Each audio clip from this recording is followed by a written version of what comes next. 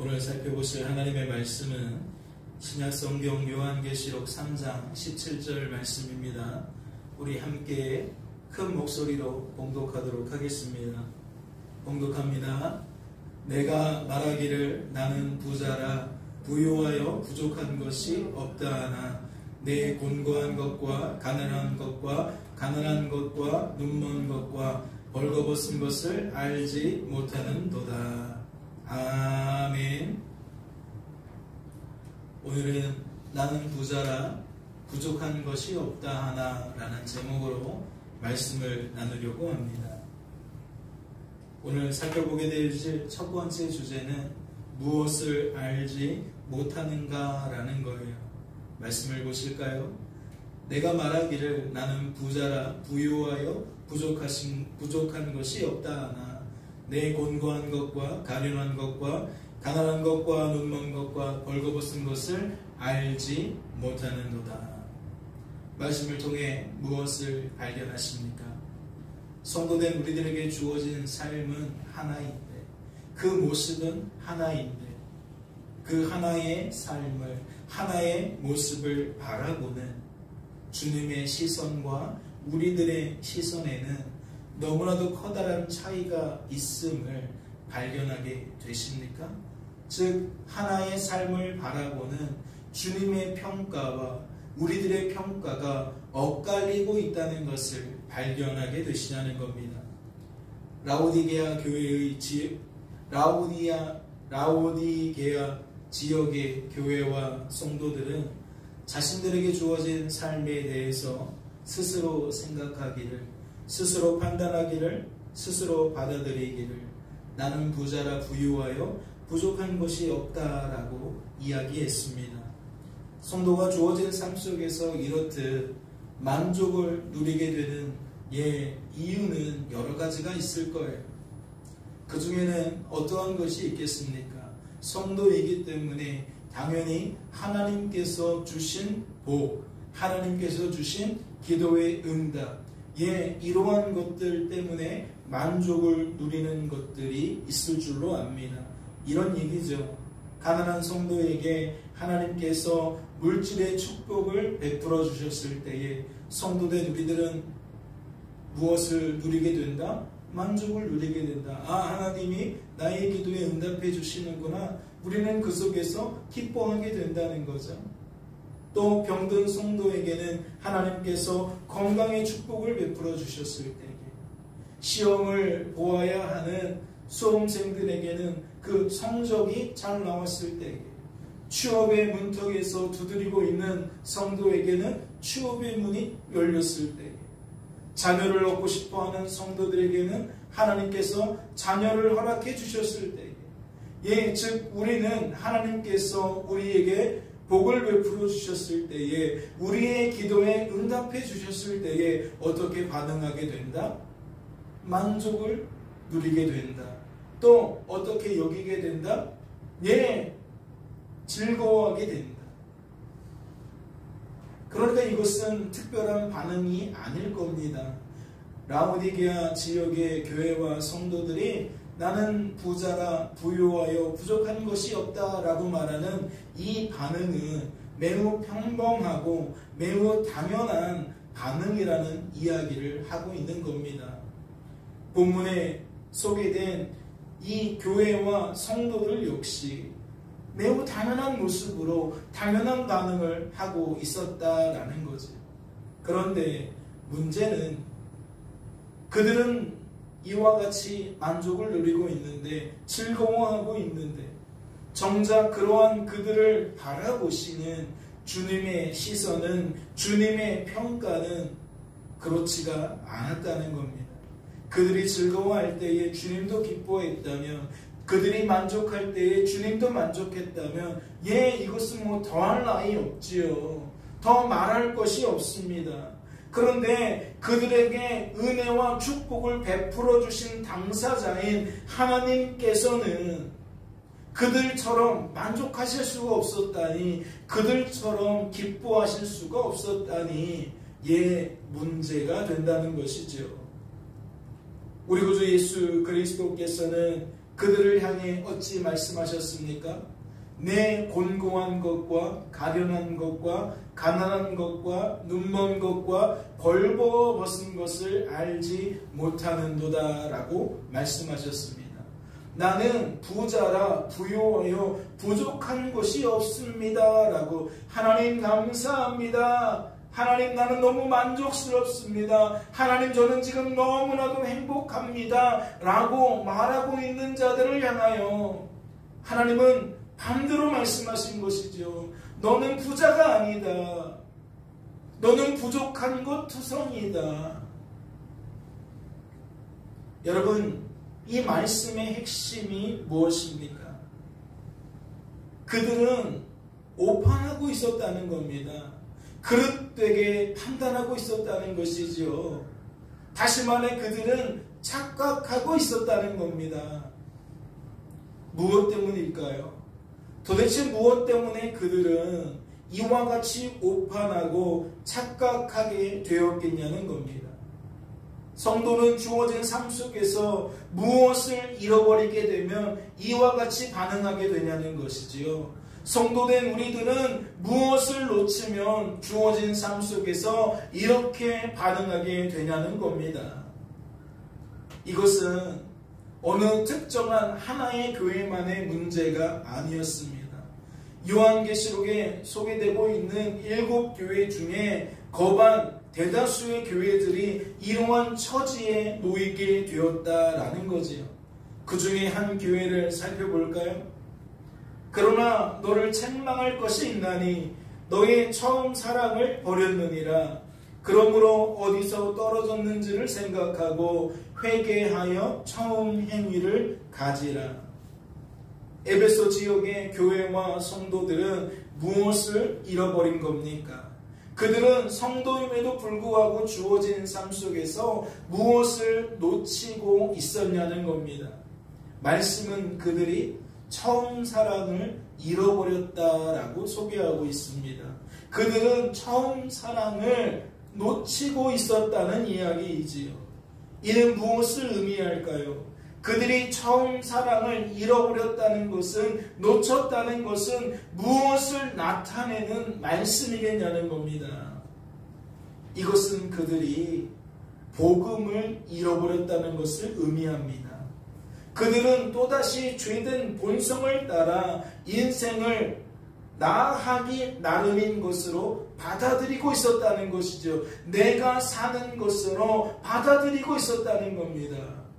즉 그들은 오해하고 착각하고 있었다는 거지요. 예전에는 복음이었는데 지금은 그들을 보니 율법이었다라는 겁니다. 복음으로 충만했던 사람들이 지금 보니까 율법으로 충만하더라는 거죠. 다시 말해 복음을 잃어버리게 된 그들은 그리스도께서 사시는 삶을 살면서도 또다시 죄된 본성을 따라 내가 사는 삶으로 받아들이더라는 겁니다. 이것이 그들의 삶에 어떠한 영향을 주었을까요? 교회 안에 악한 자를 용납하지 않는 신앙의 열심은 처음 사랑을 잃어버리기 전이나 잃어버린 후에나 변함이 없었습니다. 그러한 자신들의 삶을 하나님을 위한 삶으로 받아들였다라는 거예요. 이것이 무슨 의미입니까? 처음 사랑을 잃어버리기 전에는 자신을 통해 하나님께서 하신 일로 그 상황을 여길 수 있었다는 거예요. 잃어버리기 전에는 하나님께서 우리 교회를 지켜주신 것으로 하나님께서 우리에게 이 신앙의 열심을 주셔서 이 교회가 복음을 잃어버리지 않도록 복음에 굳건하게 설 수 있도록 도와주신 것으로 그렇게 여겼다는 거지요. 그런데 잃어버리니까 어떠한 변화가 생겨요? 이제는 우리들이 하나님을 위해 이와 같이 하는 것으로 받아들이게 되더라는 겁니다. 그리스도께서 사시는 삶을 사는 자들이 이제는 내가 사는 삶을 살게 되더라. 그 의미는 무엇이냐? 하나님께서 내 안에서 역사하셔서 내 생각과 감정과 의지를 변화시켜 주셔서 하나님의 그 기쁘신 뜻이 이루어지도록 하나님 역사하셨는데, 그것을 하나님께서 하신 일로 깨닫던 자들이 어느 순간 복음이 놓쳐지고 복음이 잃어버려지고 율법으로 대체되었을 때에는 우리가 말씀에 순종한 것으로, 우리가 그렇게 하나님을 위해 역사한 것으로 착각하게 되더라는 거죠. 이건 아주 중요한 일들입니다. 우리가 왜 그렇게 생각이 달라질까요? 우리는 왜 그렇게 받아들이는 것이 180도 달라질까요? 이것은 십자가 앞에서 드러난 악하고 약하고 무능한 민낯이 처음 사랑을 잃어버리게 되므로, 복음을 잃어버리게 되므로 또다시 감추어지기 때문입니다. 포장되어지기 때문입니다. 왜곡되어지기 때문이라는 거지요. 나는 그렇게 악하지 않은 존재로, 약하지 않은 존재로, 무능하지 않은 존재로 우리들을 여기게 된다는 겁니다. 우리를 그렇게 여기게 되니까 어떠한 활로가 열려지는 겁니까? 내가 하나님을 위하여 순종할 수 있다라는 그 활로가 열려지는 겁니다.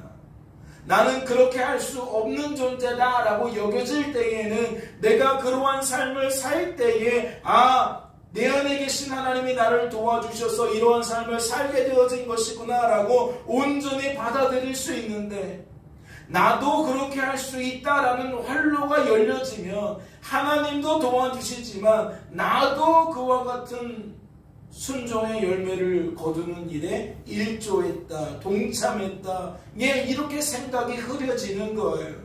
그러다가 이 흐려지는 생각이 굳어지면 어떻게 되어지는 겁니까? 내가 하나님을 위해 순종했다, 충성했다.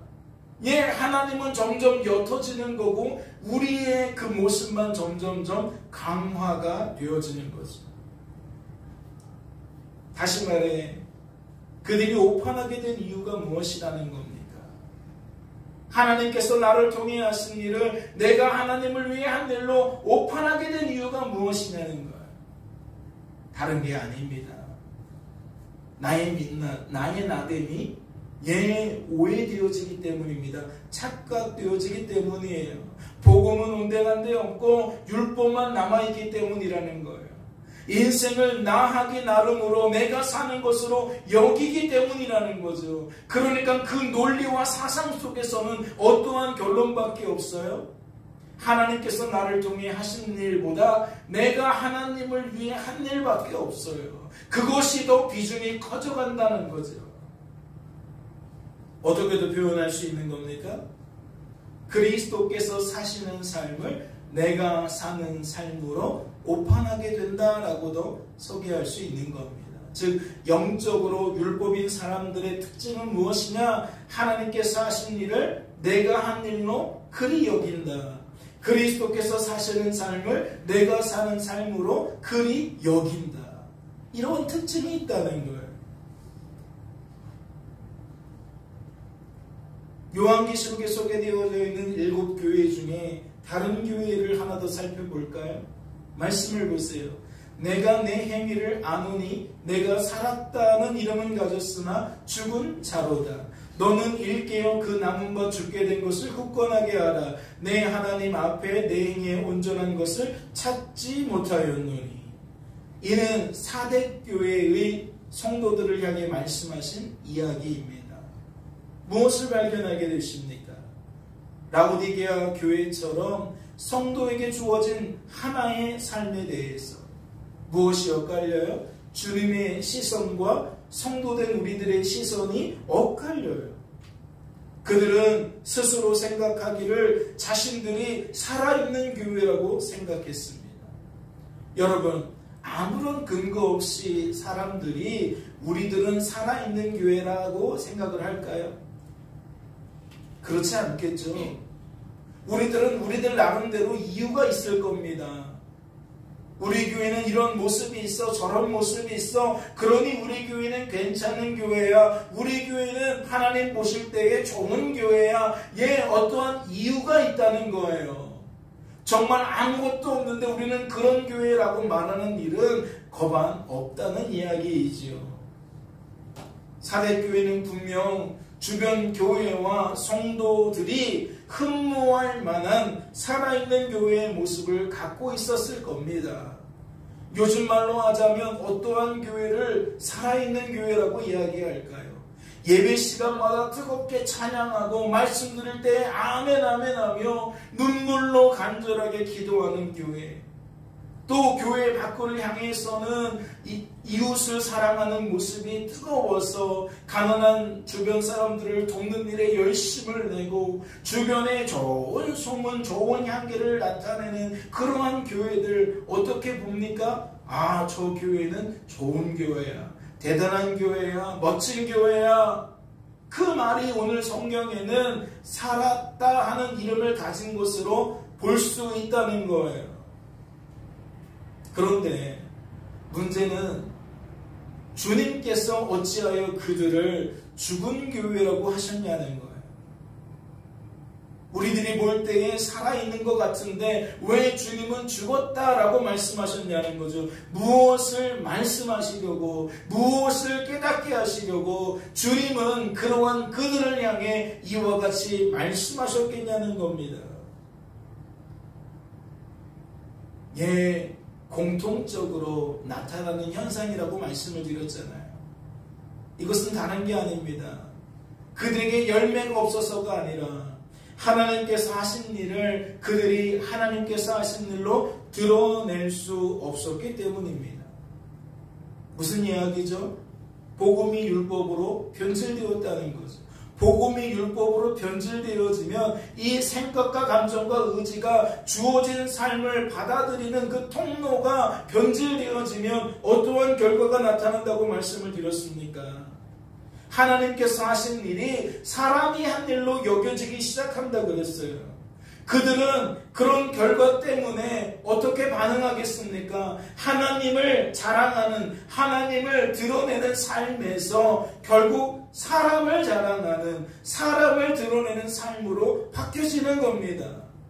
하나님을 높이고 하나님을 찬양하고 하나님을 드러내는 교회여야 하는데 교회가 어느 순간 교회를 자랑하는 모습이 나타난다는 거죠.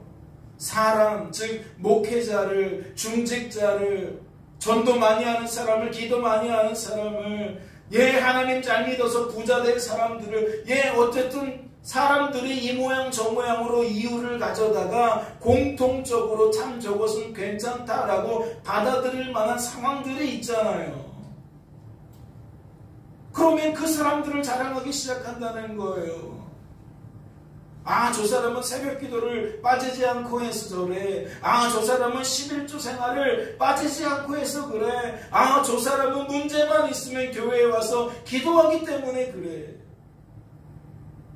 그러니까 사람들의 입술에는 하나님 자랑이 점점점 옅어지는 거고, 그렇게 하고 있는 사람들에 대한 이야기, 결국 그 사람들을 자랑하는 일로 바뀌어지게 된다는 거예요.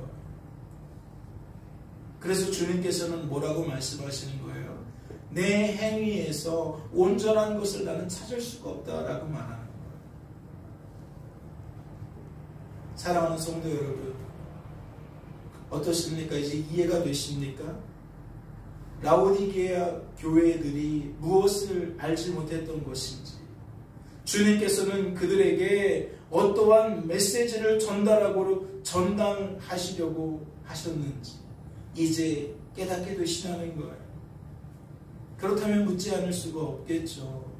여러분은 지난 한 주간 동안 어떠한 삶을 사셨습니까? 그 삶의 의미를 어떻게 받아들이며 사셨습니까?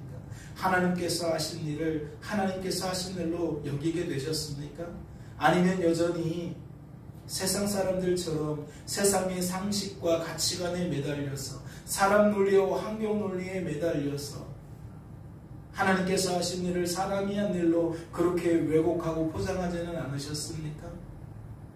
하나님께 영광 올려드려야 될 때에 사람에게 영광을 돌리고 하나님께 감사와 찬양해야 될 때에 사람을 향해 감사와 찬양하는 일에 매진한 것은 아니냐는 겁니다.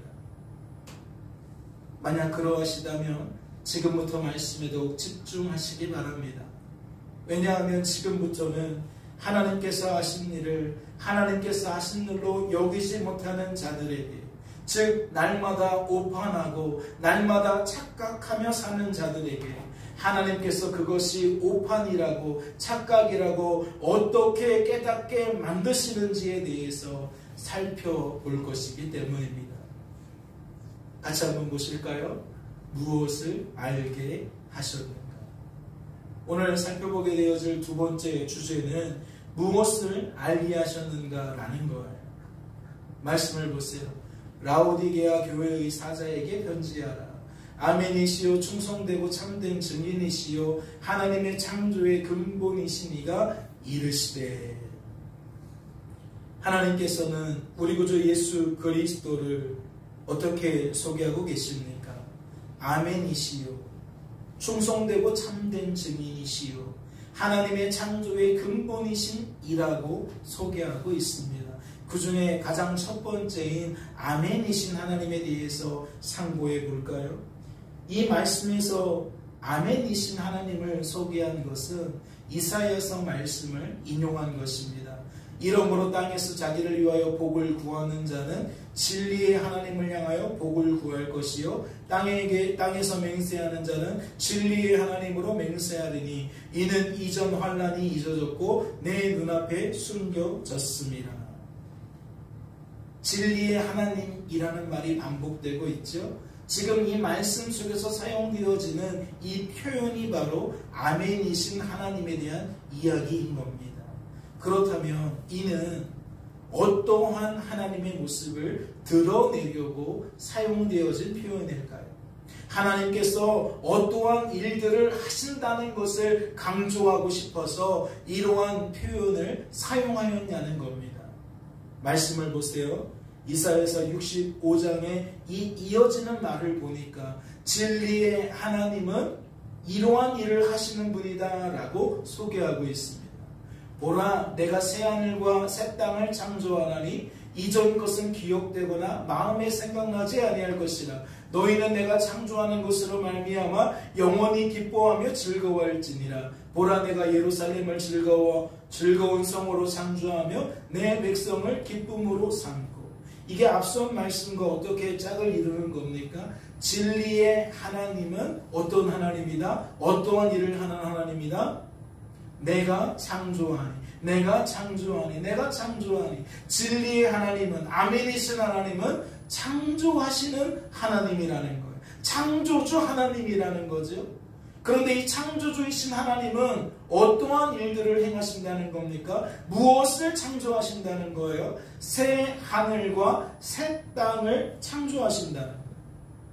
새 하늘과 새 땅이라는 것은 무엇을 이야기하는 겁니까? 창세기 1장에 소개되어져 있는 첫 창조와 비교되어지는 새로운 창조, 재창조, 새 창조를 이야기하는 겁니다. 그렇다면 이 말씀에서 소개하고 있는 새 하늘과 새 땅은 무엇을 이야기하는 겁니까? 무엇을 창조하신다는 겁니까? 창세기 1장처럼 다시 하늘을 만드신다는 이야기입니까? 다시 땅을 만드신다는 이야기입니까?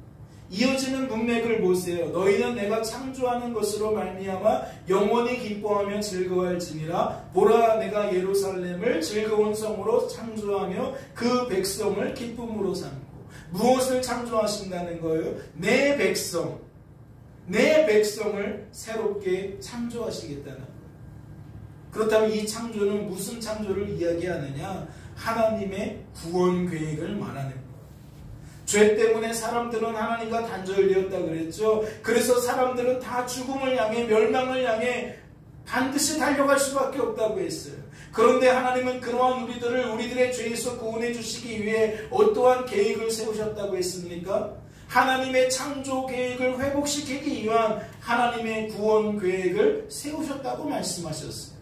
지금 본문 말씀에서 이야기하고 있는 새하늘과 새 땅은 바로 하나님의 구원 계획을 통해 새롭게 창조되어질 하나님의 백성들, 하나님의 자녀들, 즉 구원받은 성도들을 가리키고 있는 겁니다.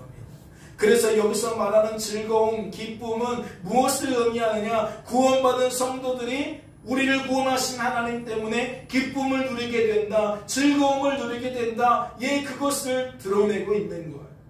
그러면 하나님의 구원 계획의 가장 큰 특징은 무엇입니까? 하나님께서 이 일을 친히 주관하신다는 거예요. 하나님께서 친히 교회를 세우신다는 거예요. 성도를 세우신다는 거예요. 그리고 무엇을 나타내는 겁니까? 세우실 뿐만 아니라 보존하신다는 걸, 지키신다는 걸, 교회를 돌보신다는 것이고 성도를 돌보신다는 걸. 무엇을 위해? 그가 성도다운 삶을 살 수 있도록. 다시 말해 그가 하나님 때문에 영원토록 즐거워하는 삶을 살 수 있도록, 그가 그리하여 그렇게 만드신 하나님께 영광 올려드리며 살아갈 수 있도록 하나님은 그리 만드신다는 거죠.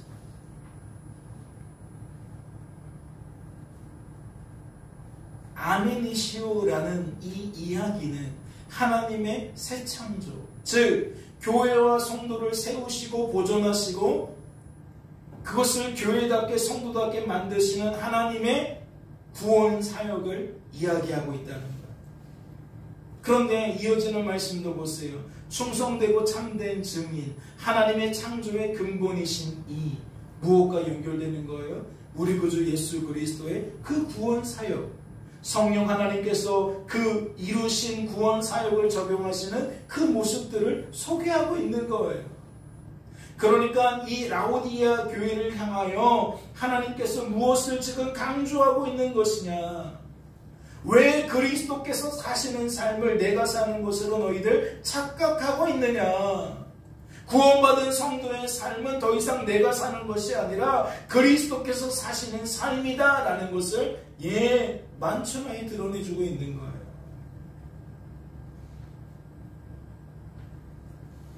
다시 말해 하나님께서 하신 일로 깨닫지 못하는 자들에게, 오판하고 착각하는 자들에게 하나님께서 하신 일로 또다시 알려주고 계신다는 거죠. 그들이 오판하지 않도록, 착각하지 않도록 그들의 생각과 감정과 의지를 변화시켜주고 계신다라는 겁니다. 무엇과 짝을 이루는 거예요? 이 말씀에 소개되어져 있는 그 내용 자체가 하나님은 그런 분이다, 그런 일을 하시는 분이다 라는 것을 방증하고 있는 거죠. 우리들은 이러한 하나님의 사역을 계시록에 소개되어져 있는 7 교회를 통해서만 발견하는 것이 아닙니다. 하나님은 변기함이 없으시기 때문에 하나님은 줄곧 이 일을 행하셨다는 거지요. 범죄한 우리들을 성도로 세우시고 보존하시고 성도답게 만드시는 일을 꾸준하게 해오셨다는 겁니다. 무엇을 통해 그것을 알 수 있나요? 우리들은 구약시대의 호세아 선지자를 통해 하나님께서 하신 일을 통해 알 수 있습니다. 말씀을 보실까요? 에브라임이 말하기를 나는 실로 부자라. 나는 실로 부자라고 이야기합니다. 그러면 무엇과 매칭이 돼요? 오늘 본문으로 삼고 있는 계시록 3장 17절 말씀과 매칭을 이루죠. 라오디게아 교회들이 나는 부자라, 부유하여 부족한 것이 없다라고 얘기했는데 호세아 선지자 역시 에브라임이 말하기를 뭐라고 말한다고 소개합니까? 나는 실로 부자라고 얘기를 해요. 그런데 그 디테일한 내용들을 보면 약간 차이가 있어요. 말씀을 보세요. 나는 실로 부자란 그들이 어떠한 생각과 감정과 의지를 품고 있습니까? 내가 재물을 얻었는데 내가 수고한 모든 것 중에서 죄라 할 만한 불의를 내게서 찾아낼 자 없으리라 하거니와. 어떠한 특징을 발견하게 됩니까? 그들은 말끝마다 누구를 드러내고 있죠? 무엇을 자랑하고 있죠? 나를 부자 되게 하신 하나님을 드러내고 있습니까? 계시록에 소개되어져 있는 7교회들이 복음을 잃어버렸을 때 나타나는 현상을 지금 에브라임이 그대로 반복하고 있어요. 그대로 보여주고 있어요. 시대적인 차이는 구약과 신약으로 나누어지니까 1000년 이상의 차이를 가지고 있는데 뭐하고 있는 거예요? 동일한 모습을 나타내고 있는 거예요. 나는 부자다. 왜 부자냐? 내가 재물을 많이 얻었기 때문이다. 내가 수고했기 때문이다. 내가 부자가 된 것은 정당한 방법으로 내가 열심을 내어 재물을 모았기 때문이다. 얻었기 때문이다. 하나님께서는 그러한 인생을 향해 어떻게 말씀하십니까? 곡식과 새 포도주와 기름은 내가 그에게 준 것이요 그들이 바알을 위하여 쓴 은과 금도 내가 그에게 더하여 준 것이거늘 그가 알지 못하는 것. 또 공통점이 나오죠. 계시록 3장 17절에서도 내가 말하기를 나는 부자라 부유하여 부족한 것이 없다라고 하셨는데 마지막에 보면 뭐예요? 알지 못하는도다 라고 맞춰져요. 그런데 이 호세아서 말씀도 어떻게 맞춰져요? 그가 알지 못하다라고 맞춰져요. 하나님은 그들의 삶을 바라보는 평가를 뒤집습니다. 그들은 내가 재물 얻었다라고 말하고 있는데 하나님께서는 아니다. 내가 너에게 준 것이다. 내가 너희에게 더하여 준 것이다 라고 그들의 생각과 감정과 의지를 뒤집고 있다는 거지요. 그러면 하나님께서 오해하고 있는, 착각하고 있는 그들에게 무엇을 드러내 주신 겁니까? 하나님께서 하신 일을 하나님께서 하신 일로 그들에게 드러내 주신 겁니다. 그러니 거듭해서 말씀을 드리지만 맥락이 다르지가 않은 거예요. 내가 말하기를 나는 부자나 부유하여 부족한 것이 없다 하나 내 곤고한 것과 가련한 것과 가난한 것과 눈먼 것과 벌거벗은 것을 알지 못하는도다. 호세아서 말씀과 계시록 말씀은 그 문맥상 맥락이 다르지 않다라는 거지요.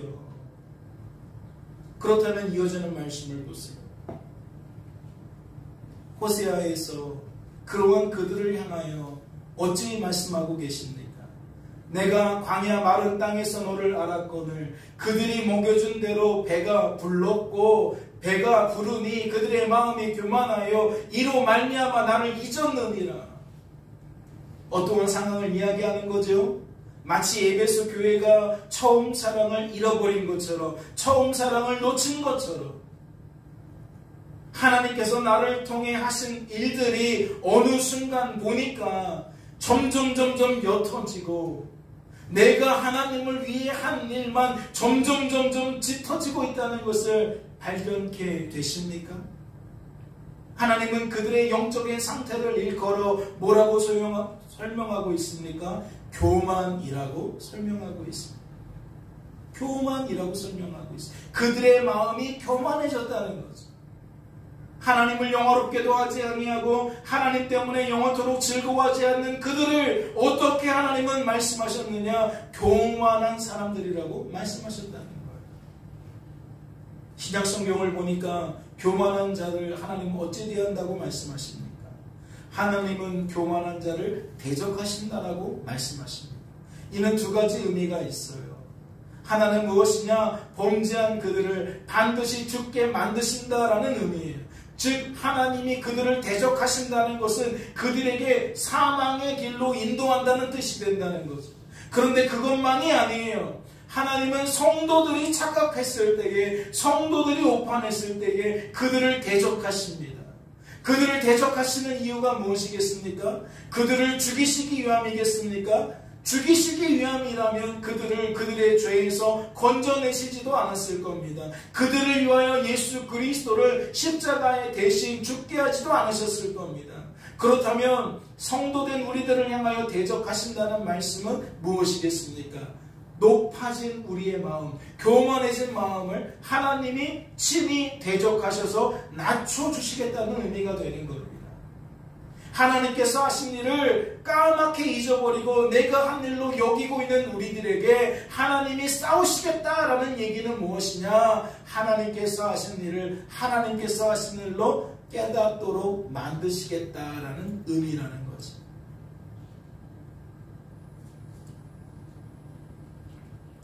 사랑하는 성도 여러분,